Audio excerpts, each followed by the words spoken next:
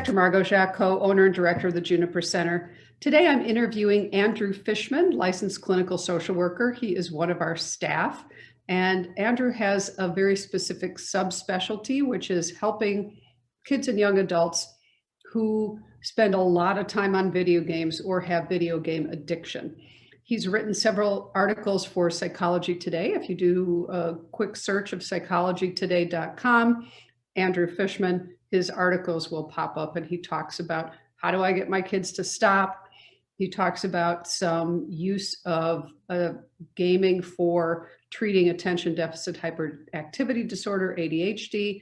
He talks about some of the social aspects. So feel free to check out his articles. I think they would be useful. But let me tell you a little bit about Andrew. In addition to just being a really, really nice guy, he's just a really nice guy. Andrew received his bachelor's degree at the New College in Florida. He had a double major in psychology and art, worked in a therapeutic day schooler with middle schoolers for several years while he was getting his master's degree. And since then, he's been working with individuals and families, doing therapy with adolescents and young adults for a variety of issues, including doing social skills groups for kids who are on the autism spectrum. He uses a very client-centered and humanistic relational approach to therapy. And again, he has this wonderful subspecialty of the impact of video games on mental health. So I'm thrilled to be talking to Andrew today. I hope there's some good information for you. Well, hi, Andrew. How are you? I'm doing great. How are you today? I'm doing well. Thanks for agreeing to talk to me a bit about you and your work and your ideas and some of the things you've written about. Mm-hmm. Yeah, it's a pleasure to be here. We are so thrilled to have you be a part of the team. So one of the reasons that we're doing this is when new people come on, I think it's a nice idea for people coming to the practice to have a place where they can look up a video as opposed to just a bio and see a little bit about who you are, what you're about, what you think about, how you envision treatment. So that's why I wanted to do this with you today. Absolutely. So can you just tell us just a little line about you, anything you'd want anybody to know? Such a hard question. My name is Andrew Fishman. I am a therapist, social worker. I have worked in a variety of environments, including a nonprofit agency, a private practice kind of place. I worked in a school for about 4 years. And I specialize in adolescents who play too many video games, whether that's due to addiction or something else. I love that. That's great. That's a good way to put it. You don't just say working with gaming addicts. Yeah. People who play a few too many video games. Mm-hmm. I like that. That's great. And obviously there is a lot of excessive parents, and I'm a parent who I have this battle cry frequently about feeling like my kids are playing too many games. Mm-hmm. And especially now during COVID, we've really relaxed that a lot because there's not that much else to do. But there are a few things that parents have talked to me about in terms of their concerns, and I'm sure you can answer some of these questions better than I can, but it can be calling them down for dinner, which we now have a structure mm-hmm. around that. The Wi-Fi goes off at specific times, and if they don't come down for dinner, there are certain things that get lost throughout the rest of the day for them, just certain privileges that don't happen, because I think family dinners are important. But, parents will say, I can't get them to do homework, which, that's a big deal. Mm-hmm. I can't get them to come off. They won't ever talk to me. When they get off, they're just glazed or they're irritable.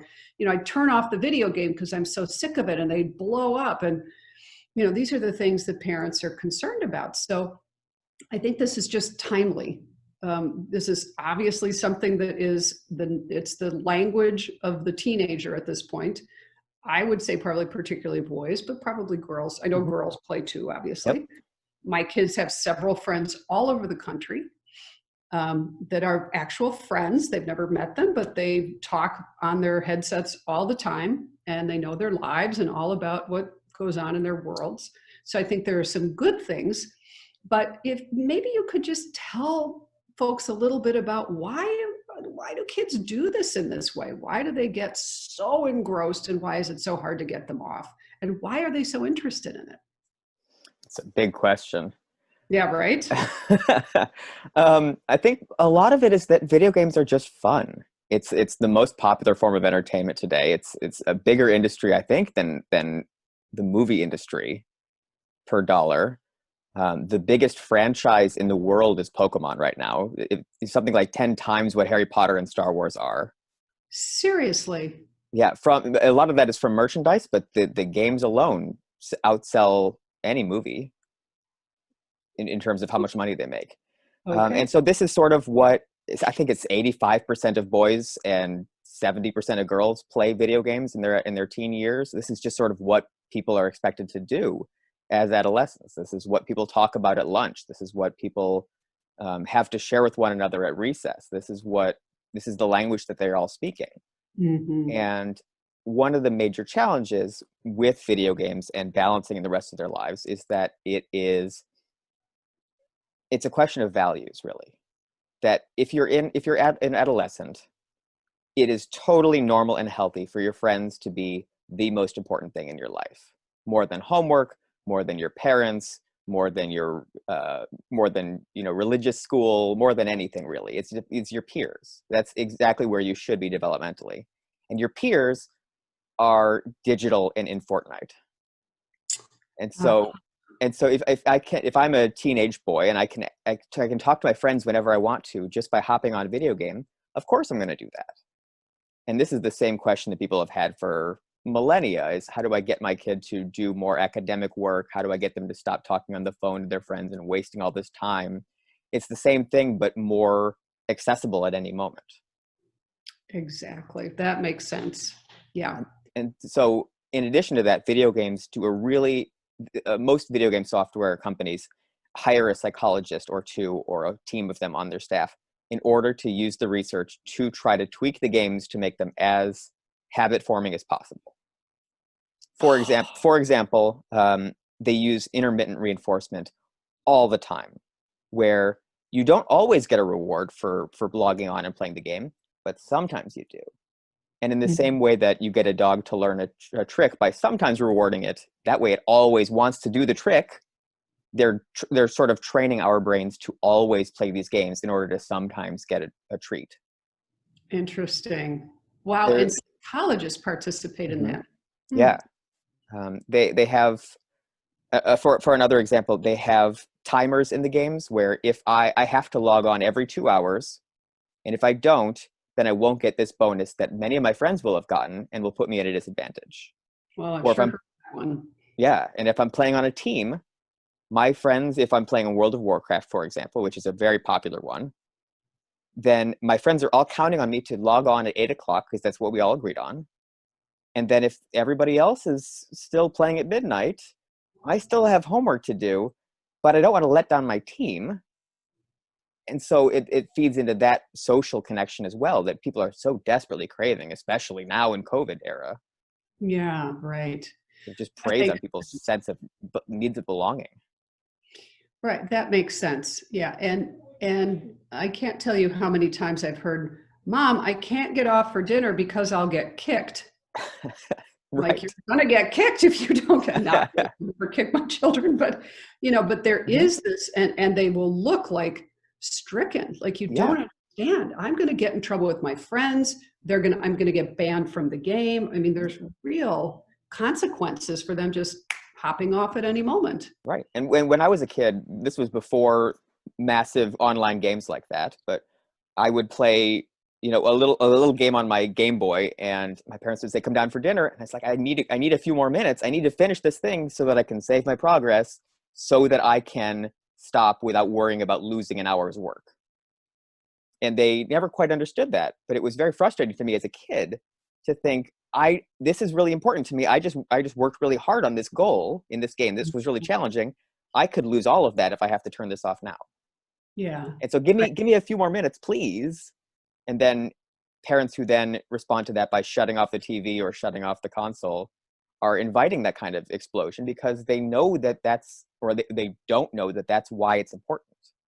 It's because their friends are counting on them, or they could get banned from the game, and they're you know, having to leave in the middle of a game is disappointing. It's really disappointing. And I have tried to say to parents, and I so feel that pain. So one of the things that we do is we say, well, we're going to give you a 15-minute warning. Mm-hmm. And I start at 15 and I say there's going to be, 15 minutes till dinner, 10 minutes till dinner, 5 minutes till dinner. One of my sons, I have to give him even more time because it's just harder for him to wind down. Mm-hmm. The other guy, 10 or 15 minutes is plenty and he's able to be off. But so I just have to be mindful of that. But I've talked to parents about well, imagine you're sitting in a room with the people you care about the most, and somebody walks up and you're watching a movie, you're all watching it together, you're very engrossed, it's the biggest moment of the movie, and somebody walks up and just pulls out the plug. How would you feel? I mean, it would be really upsetting. And they're saying, forget it, you don't get to finish that. And guess what? The movie's now gone. Mm-hmm. I mean, it would be very upsetting. So that's a great analogy. And in that analogy, it's not the movie's fault for being so engrossing. What I often recommend to parents is very similar to what you're doing is, set a timer, make it visible so the kid can see it, set a timer in front of the TV, or say something like, finish this game and then I need you to come down, and when you're at a good stopping point, please come down and help me set the table. Mm-hmm. Which is much more palatable than I need you to come down right now when there's 3 minutes left on the clock and I'm right near the goal and my friends are counting on me, I have the ball, or whatever the equivalent is. Right. And so it's just more realistic to say, please finish whatever it is, reach your stopping point that it seems reasonable, mm-hmm. and then help. And then help. And so what about those kids who can't seem to reach that point? They don't ever feel like they're at a stopping point. Mm-hmm. Part of that is the way that the games are designed. So for example, I'm playing a game where when you have a series of goals that you are assigned to do, and every time you finish one, there's another one that's like 95% done, and so you think, okay, you know what, I'll just finish that, because as humans we like to finish things. We like completion. And so this game seems specifically to have been designed to always have you almost at a goal. Okay. And so without some sort of external, all right, I'm going to finish this level, and then if everything is done, I can check off everything off my list. There's always something that's not quite there. Okay. So for people for whom that really, really matters, right. Mm-hmm. Ending could be even harder. Right. And then there's all sorts of tricks that they've pulled from the gaming industry, from the gambling industry. They literally have studied casinos and how did they get people to stay, and then let's figure out what the equivalent would be for a game where if you shoot each other, and let's put that in. Right, exactly. Well, one of my sons was playing a game where there is a casino in the game. Mm-hmm. And there's a wheel that you spin and you can win the podium car. And, I'm sure you know the game that mm-hmm. I'm talking about. And that one really was concerning to me. I thought, wow, the content of the game is, I think, way too much. That's as a parent, mm-hmm. I don't want my kids with that. But, but also clearly somebody has studied that and knows exactly what they're doing. Mm-hmm. And I will hear about, Mom, guess what? Tonight I'm going to spin the podium. I'm going to spin the wheel and try to get the podium car. Yay. So clearly that makes sense mm-hmm. that there has been some study, and they're really, it's a little bit like the tobacco industry, quite frankly, yeah. Making cigarettes more, Oreo, people who made Oreos, the scientists who studied the bliss point so mm-hmm. that you couldn't stop eating. I mean, this is a marketing strategy. Absolutely. Clearly. So, our kids are come by it naturally, which it doesn't mean that you're dealing with a bad kid. These are really potent games. So since we're putting these potent things in the hands of our children, mm-hmm. what would you recommend about how parents can feel like they are feeding their children not just Doritos all day, every day for every meal, mm-hmm. that we're giving them something that, okay, you can have this, but I don't want it to be at an unhealthy level or an unhealthy duration. What do you recommend for parents in that? I would recommend two things. One is I would recommend that parents play the games with their kids. Sit down next to them, ask your child to teach you how to play. It'll be it's a little like sharing any interest with your parent. You're going to roll your eyes a little bit, but it'll be secretly you'll enjoy, kicking your dad's butt at whatever game. But it'll be a Right? bonding experience, and you will get the chance to then explore the game for yourself. Is this something I want my child to play? If not, what do I have a problem with? How can I have a conversation with my kid about values and what problems I have with this game? And maybe there's something that is valuable with it. For example, there was a mom who published a piece, I want to say in the New York Times, where she was saying of the value that she got from playing Minecraft with her kid. And she watched her kid playing, and she saw that he was slaughtering cows with a sword. And she thought, this is terrifying. And then she started playing the game with the kid, and he was very matter of fact and said, no, I need, in this game, if you kill cows, you get meat and you get leather, and I'm trying to make a bed for myself so I can sleep, and I need the leather as one of the components. And once That, she understood that, it wasn't him just willy-nilly killing animals. It was as almost like a farmer. Like, this is just something that you do as part of the natural process of life. And mhm. so one is play games with your kids. And two is set healthy limits. And so figure out what is reasonable for you and your family and stick to it. So kids crave consistency. And so it's very confusing if sometimes you get 2 hours and your parents get mad at you, and sometimes you only get 30 minutes. But if there's a rule, some families this work for, sometimes it does, some it doesn't. But if there's a rule, like get your homework done and then you can play games, and this is why, and we'll have a conversation about it. Or you can play for 1 hour a day and then 3 hours a night on weekends, or figure out some balance and then stick to it. Exactly. That part is imperative. Hmm. And it's easy sometimes because parents are busy just to kind of let the kids go do it. And then it's not till you realize they're playing games that you don't really want them to, Right. that parents become aware and say, uh-oh, now I need to dial this back in. So I think that's really good advice, Andrew, is to make sure you're kind of involved. You're not just, this isn't the kind of thing where you're saying, go outside and play. And you wouldn't really need to know what they're doing. I mean, I think Mhm. having some involvement as a parent seems to make sense in terms of just play it with them so you can understand. Minecraft, I played with my kids. I played Mario Kart. I played a lot of Mhm. those sorts of games. And then there are the games like Call of Duty or some of the war games, and those feel very different, but I think it still invites important conversation. Mhm. To your point, maybe just making sure we are talking to our kids about the games and about our values and that consistency of Mhm. time. That seems really, Absolutely. And so if we're talking about Call of Duty or Grand Theft Auto or some of the really controversial games, having a shared language to talk to your kids about why, I know that this game is funny and it's satirical, but that's really harmful what they're talking about and the things that they're saying. Why, and then explaining why you as a parent have a problem with that, and having an honest conversation with your kids is that's your job as a parent. That's the core of what you do and what you give to your children is exactly, values and conversations about what is important and why. exactly, So I can watch a movie now as an adult and think, this is enjoyable. I would never do anything that the characters are doing. I think that's terrible, but it's funny and it's amusing because I know what I value and who I am as a person.